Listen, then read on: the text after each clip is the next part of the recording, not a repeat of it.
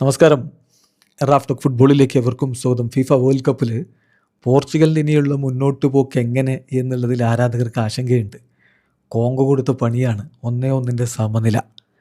ഇനിയിപ്പോൾ അടുത്ത കളി ഉസ്ബെക്കിസ്ഥാനെതിരെയാണ്. അത് പോർച്ചുഗൽ വിജയിക്കും എന്ന് തന്നെ കരുതാം. പക്ഷെ അതിനുശേഷം ഏറ്റുമുട്ടാനുള്ളത് കൊളംബിയയോടാണ്. അത് നിർണായകമായിട്ടുള്ളൊരു മത്സരമായിരിക്കുമെന്ന കാര്യം ഉറപ്പാണ്. ഉസ്ബെക്കിസ്ഥാൻ വേഴ്സസ് കൊളംബിയ മത്സരം ഇന്ന് കഴിയുമ്പോൾ ഗംഭീര വിജയമാണ് കൊളംബിയ നേടിയിരിക്കുന്നത്. ലാറ്റിൻ അമേരിക്കയിൽ നിന്ന് രണ്ടാമത്തെ ടീമിൻ്റെ വിജയം. അർജൻറ്റീന ജയിച്ചു, ഇതാ കൊളംബിയയും ജയിച്ചിരിക്കുന്നു.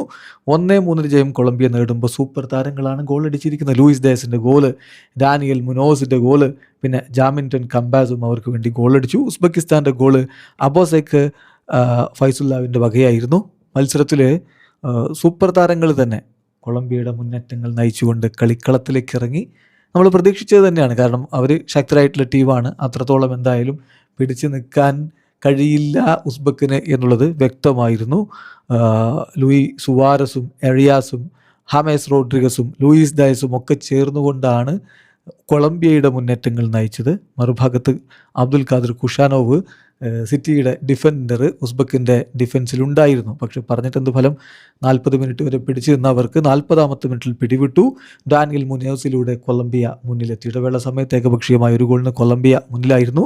രണ്ടാം പകുതിയിൽ 60ാമത്തെ മിനിറ്റിൽ അബോസെക്ക് ഫൈസുല്ലാവിലൂടെ ഒരു ഗോൾ ഉസ്ബെക്ക് മടക്കിയടിച്ച് മത്സരം 1-1 സമനിലയിലേക്ക് കൊണ്ടുപോയതാണ്. പക്ഷേ പിന്നാലെ ലൂയിസ് ഡയസിൻ്റെ ഗോൾ വന്നതോടെ കൊളംബിയ വീണ്ടും ലീഡ് എടുത്തതും കളിയുടെ അവസാന ഘട്ടത്തിൽ ജാമിൻടൺ കമ്പാസിൻ്റെ ഗോൾ വന്നതോടെ 3-1 ഗംഭീര മാർജിനുള്ള വിജയം അവർ സ്വന്തമാക്കുകയും ചെയ്തു. ഏതായാലും കൊളംബിയയെ സംബന്ധിച്ചിടത്തോളം അടുത്ത മത്സരം DR കോങ്കോക്കെതിരെയാണ്. അതിൻ്റെ റിസൾട്ടും പോർച്ചുഗലിന് വളരെ ഇമ്പോർട്ടൻ്റ് ആണ്.